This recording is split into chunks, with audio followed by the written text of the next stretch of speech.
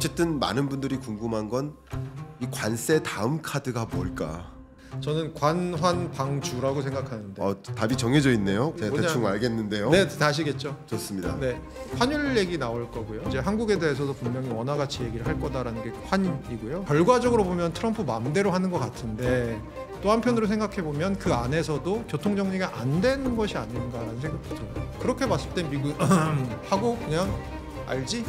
이렇게 얘기하는 것을 속에는 사실은 암묵적인 얘기들이 들어가 있다고 저는 생각하고 당연히 그것은 원화의 절상압력이겠죠. 그 다음은 이제 방은 뭐냐면 방위비 협상 얘기가 나올 것 같고요. 그 다음에 마지막으로 방위비 협상과 연관돼서 저는 사실 여러분 안녕하세요. 경익남과 토론합시다. 오늘 토론 주제는 2025년 하반기 도대체 이 세계 경제 어떻게 흘러갈까? 특히 트럼프 1기 또 2기를 지나서 이제 2.1기가 되는 게 아닌가 하는 궁금증, 질문들 많이 갖고 계신데 이 부분 정확하게 토론해 주실 허준영 교수님 모셨습니다. 안녕하십니까? 네, 안녕하세요. 네, 저번에 한번 모셨었는데 한 번 더 모셨습니다. 아유, 재탕해 주셔서 감사합니다. 아니요, 인사 한 말씀 좀 부탁드리겠습니다. 네, 아유, 시청자 여러분 반갑습니다. 저는 사실 어떻게 보면 김광석 TV에 두 번째 나오는데 첫 번째 나왔을 때 딴 것보다 우리 실장님이랑 너무 재밌게 즐겁게 대화를 나눈 기억이 있어서 오늘도 굉장히 설레는 마음으로 왔습니다. 잘 부탁드립니다. 설레는 마음으로 넥타이까지 메고 오셨습니다. 사실 교수님이 수업 시간에 그 교탁 위로 딱 올라오시면 대학원생인 줄 알고 학생들이 아유, 저희 악플 달리는 소리 안 들리십니까 진짜? 갑자기 그런 생각이 났고 제가 갑자기 떠올랐는데요. 처음에 이제 유학 갔을 때 교실에서 딱 앉아서 이제 기다리고 있는 교수님이 오시길 기다리고 있는데 이제 우리 한국에서 공부할 때 생각하면 보통 조교들이 먼저 와서 세팅 다 해주고 한국의 옛날. 네, 맞습니다. 그리고 나서 이제 노 교수님이 거룩하게 오셔서 이제 말씀 시작하셨는데 저도 그걸 상상하면서 이제 첫 수업을 기다리고 있었는데 아니, 정말 무슨 대학원생이 반바지 입고 쪼리 신고 이렇게 교탁으로 올라오더라고요. 근데 그분이 강의를 시작하는 거예요. 그렇죠. 노벨상 수상자예요. 그렇죠. 아니 노벨상 수상자는 뭘 해도 되십니다. 그러니까 노벨상 수상자니까. 왜냐하면 조교수분들은 잘 그렇게 못합니다. 미국도 아무리 자유로워도 약간 눈치가 보이니까 또 미국은 또 테뉴어가 힘들잖아요. 그렇죠, 이게 그렇게 함부로 못해요. 이건 노벨상 수상자만이 할 수 있는 스웨그라고 생각하시면 좋을 것 같습니다. 좋습니다. 자, 여담을 좀 나눠봤고요. 이제 본격적으로 이 말씀 드려보겠습니다. 일단 2025년 이제 상반기를 돌이켜 봤을 때 1월부터 5월까지 혹은 6월 초까지 전개되는 트럼프의 행보를 보시고 그냥 나는 이렇게 보았다라는 그냥 평가 한 말씀 해주신다면. 아주 지 멋대로구나 라는 생각이 들었습니다. 네. 이게 처음에는 그러니까 저는 사실 아직까지도 조금 의심스러운 게 뭐냐면 저희 그런 얘기 많이 하잖아요. 미국 대통령이고 저 사람 그렇게 허술한 사람 아니야. 비즈니스맨으로 굉장히 성공했고 무슨 플랜이 있을 거야 라는 생각이 저는 조금 있었거든요. 근데 계속해서 하는 걸 보면 가설이 두 가지 중에 하나인 것 같아요. 하나는 정말 자기 멋대로이거나 아니면 백악관 내에 세력 다툼이 예를 들어서 중국에 대해서도 세게 때리자라는 사람이 있고 약하게 때리자는 사람이 있을 거고 관세도 세게 하자라는 사람이 있고 약하게라기보다는 관세는 그냥 협상의 무기로 쓰자라는 사람이 있을 텐데 그러면 두 번째 가설은 그 두 개가 아직도 싸우고 있는 중이구나. 이게 정리가 안 됐구나. 트럼프도 누구 얘기를 들어야 될지 모르겠구나라고 생각하는 게 저희 두 번째 이론입니다. 그래서 생각해보면 한편으로는 결과적으로 보면 트럼프 마음대로 하는 것 같은데 또 한편으로 생각해보면 그 안에서도 교통정리가 안 되는 것이 아닌가라는 생각도 들어요. 트럼프의 이제 행보를 그렇게 좀 지 맘대로구나 이렇게 평가를 해주셨는데 뭐 예를 들어서 트럼프가 하는 발언이라든가 아니면 자신의 SNS를 통해서 내던지는 그런 멘트들 저도 알람 설정해놔가지고 밤마다 계속 알람이 떠요. 괴로우실 텐데요. 근데 그걸 보지 않으면 직업상 어쩔 수 없으시고 경제를 파악할 수 없으니까.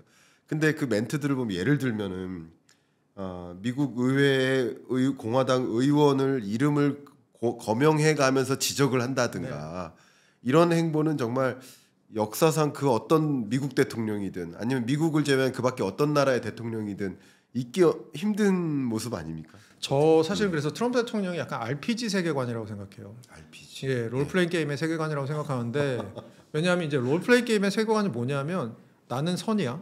그리고 내 앞에 나타난 악당들은 그냥 내가 죽여도 되는 대상들이야. 왜냐하면 쟤네들은 악이거든. 약간 그리고 그 롤플레잉 게임은 대상이 딱 본인 자아로 딱 고정되어 있습니다. 네.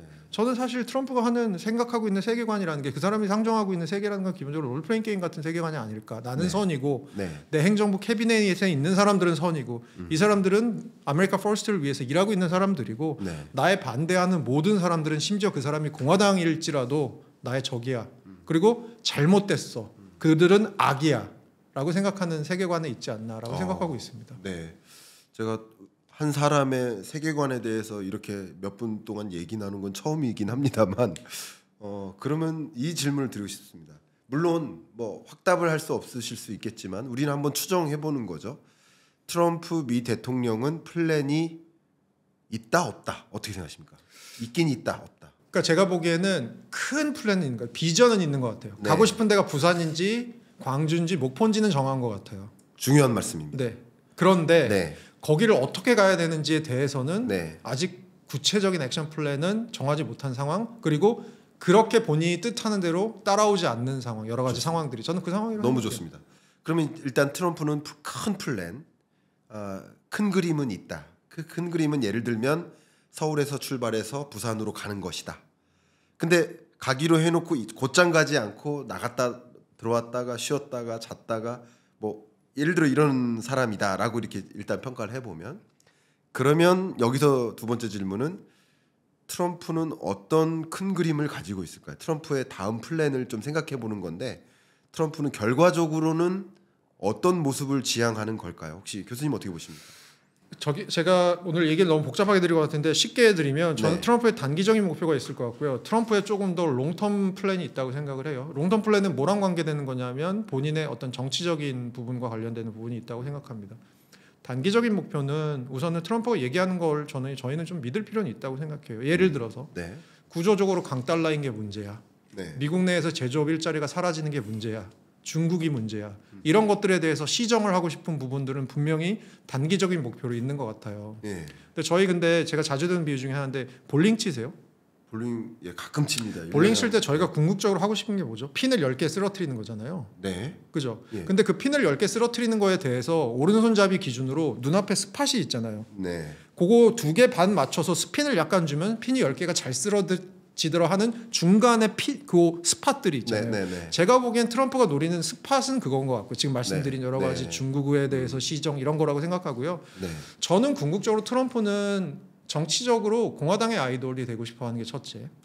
그리고 두 번째로는 본인의 가족들이 마치 민주당의 케네디 가문과도 같은 정치 명문가로 나아가는 게 둘째. 그러니까 정치적인 야심이 조금 더 핀 10개 같은 느낌 저한테는 보입니다. 네, 좋습니다. 제가 일단 교수님께서 주신 여러 가지 고견에 대해서 상당 부분 공감하는 부분들이 많이 있고 저는 또 어떻게 보고 있는지 또 하나의 토론자로서 의견 하나 드려보면 저는 여기 오면 항상 실장님의 고견을 듣고 사실 저는 출연료 내고 가야 돼요. 자, 오늘 PD님 받아 적으세요. 출연료 안 받기로 하셨습니다. 농담이고요. 자, 말씀을 좀 드려보면 저는 그렇게 생각합니다. 일단 트럼프 행정부가 근본적인 문제의식을 갖고 있는데 그 문제의식은 두 가지다. 무역적자, 재정적자다. 그러니까 무역적자가 만성적으로 야기되고 있으니 이 무역적자를 해결할 대응책을 마련하자. 그 수단들이 소위 관세 정책, 뭐 감세 정책, 혹은 뭐 예를 들면 환율 정책 등등을 통해서 이 무역 적자를 해결하자. 무역 적자를 해결한다는 얘기는 곧 미국으로 제조 기지를 옮기는 것이고 제조 기지를 옮기고 나면 그러면 아무래도 많은 다국적 기업들이 미국에서 가동을 더 많이 하게 해야 되니까 약달러를 좀 유도하고 싶은 것이다. 또 그렇게 하다 보면 미국이 경제가 어쨌든 활성화될 수 있으니까 단기간에는 뭐 재정 적자가 커질 수도 있겠지만 중장기적으로는 이른바 J-커브 같은 그런 효과가 나타나지 않겠느냐. 그래서 그것도 또 재정 적자 문제를 해결할 수 있다. 이런 나름의 뭐 우리가 막 트럼프를 지적하기도 하고 할 수 있겠지만 어쨌든 나름의 큰 그림은 그 두 가지 문제 의식을 갖고 있고 그 문제를 해결하는 방향으로 갖가지 수단들을 다 동원하는 게 아닌가. 저는 일단 이렇게 그리고 있거든요. 네. 혹시 교수님이 보셨던 그 뷰와 제가 지금 말씀드렸던 견해에 어떻게 절충점이 있나 아니면은 좀 합의가 안 되는 부분이 거기서 있는지. 제가 한 말씀만 더 드리고 싶은 게 있어요. 네네네. 뭐 합의가 안 되는 부분 전혀 없고요. 네. 저는 사실은 트럼프가 그런 측면에서 저희 관세 정책만 보더라도 예를 들어 무역 적자 시정하는 것만 보더라도 뭐 시청자분들 잘 아시겠지만 이게 약간 뜨거운 아이스 아메리카노 같은 겁니다. 양립하기가 힘듭니다. 부분이 뜨거운 있습니다. 아이스 아메리카노. 네. 그게 뭐냐하면 예를 들어서 미국이 무역 적자 시정을 하는 과정에서 무슨 일이 벌어질 것 같으냐 하면은 외국이 사실 달러에 대해서 수요가 좀 늘어날 가능성이 있고요. 달러는 그 미국인들은 외국 통화에 대해서 수요가 좀 줄어들 가능성이 있습니다. 네. 예, 그러다 보면 사실은 강달러가 되게 될 가능성도 있거든요. 그렇죠. 예, 그렇게 보면 어떻게 보면 미국이 지금 하자는 게 무역 적자를 시정하자는 것과 약달러로 가고 싶어 하는 게 서로 다른 약간의 지향점들이 상충되는 부분들이 분명히 있는 것 같고요. 네. 그래서 지금 모든 게 저희는 다 좋을 수 없잖아요. 그래서 사실은 저희가 좀 한 스텝 먼저 나가보면 스티븐 미란이라고 우리나라 사는데 스티븐 미란이 작년에 썼던 보고서를 보면 그 안에는 서로 상충되는 얘기들이 막 맞아요. 같이 있습니다. 네. 근데 그거를 상충이 되는 부분은 일부분 어떻게 해소하고자 하는 거냐면 힘을 통해서 해소하고자 하는 거고요. 어떤 식의 힘이냐 하면 뭐 예를 들어서 방위비. 너네 미국에 방위 서비스 받고 있잖아. 그러면 이런 거 국채 무이자 국채 장기 국채 좀 사줘야지. 뭐 이런 식으로 해결을 하겠다라는 거잖아요. 그러니까 네. 그 안에 분명히 균열들이 저는 있어 보이고 그 자체로 조금 서로 상호 모순이 되는 것도 있어 보이지만 그거를 또 한편으로는 미국이 힘을 통해서 해결을 하겠다라는 부분도 저는 분명히 있는 것 같고요. 네. 제조업 얘기 제가 하나 이제 우리 무역 적자 얘기를 하다 보면 네. 트럼프가 하는 논리 구조 중에 하나가 이런 거잖아요.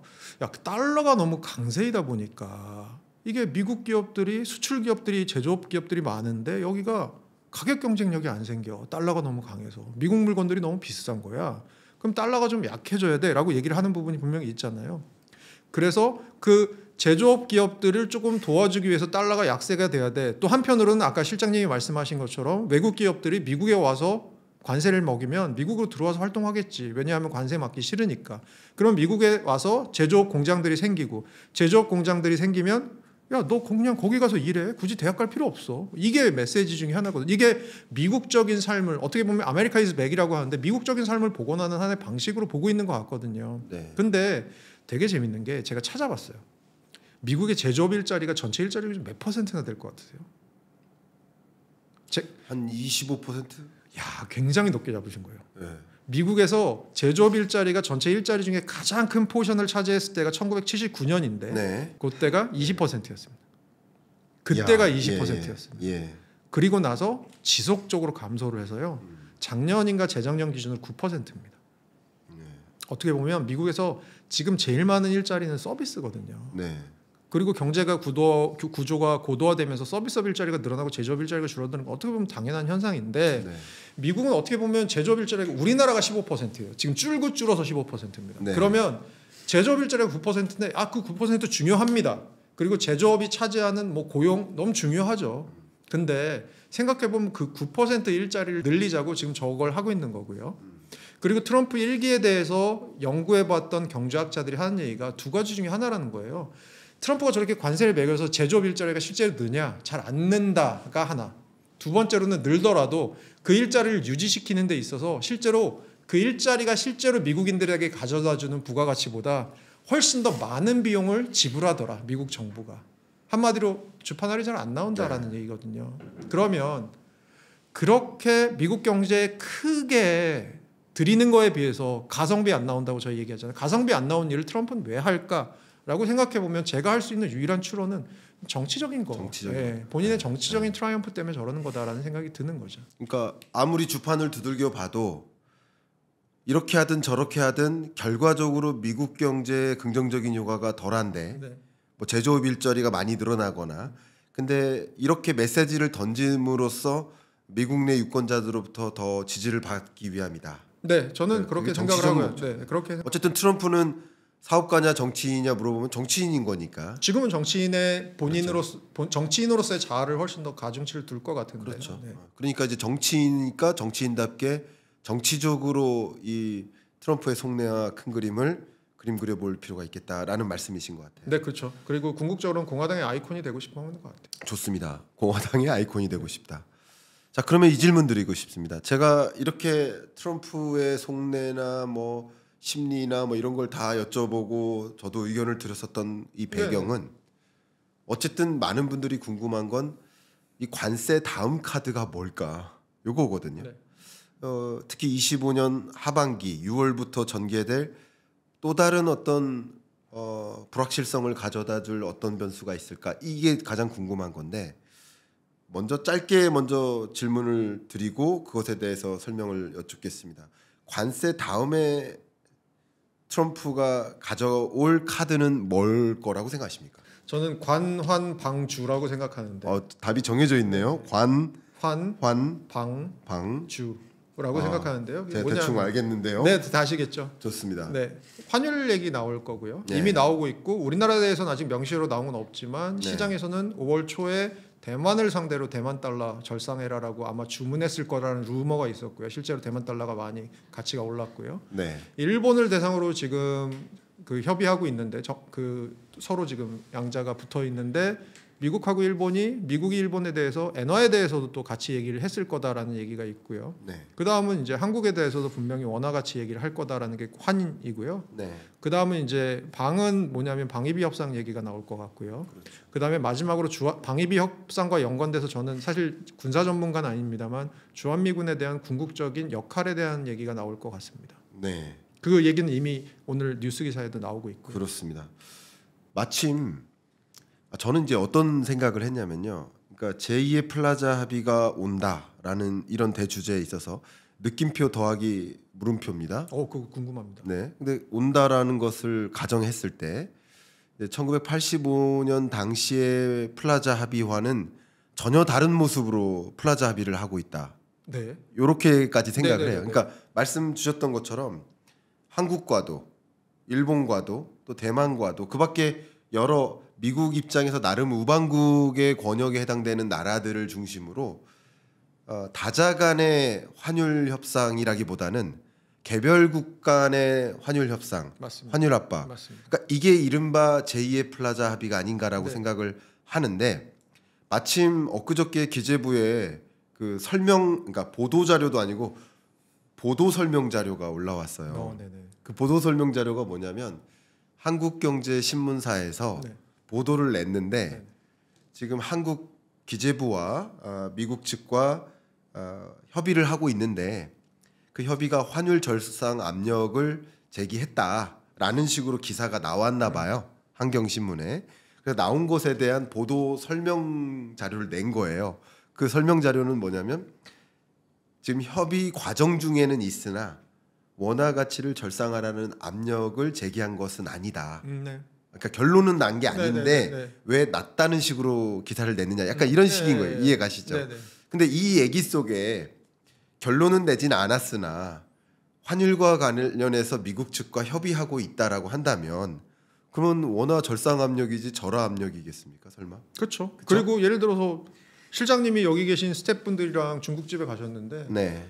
비싼 거 먹어라고 얘기해놓고 난 짜장면 이렇게 얘기하시면 나는 너네들 싼 거 먹으라고 얘기 절대 안 했어. 그냥 난 짜장면이라고 네. 얘기하는 거예요. 네. 그게 미칠 파장 같은 것들 미국과 우리나라의 관계에 있어서 아무래도 미국이 가진 레버리지가 훨씬 더 강하잖아요. 네. 그렇게 봤을 땐 미국 하고 그냥 알지? 이렇게 얘기하는 것을 속에는 사실은 암묵적인 얘기들이 들어가 있다고 저는 생각하고 당연히 그것은 원화의 절상 압력이겠죠. 좋습니다. 그러면은 이제 너무 재밌어집니다. 제가 개인적으로 이렇게 토론하니까 제가 우리 교수님하고 토론할 때 제일 재밌어요. 자, 그럼 한번 또 이렇게 말씀드려볼게요. 이번에는 제가 갖고 있는 생각에 대해서 또 어떻게 보시는지를 또 역으로 질문을 좀 드려보도록 하겠습니다.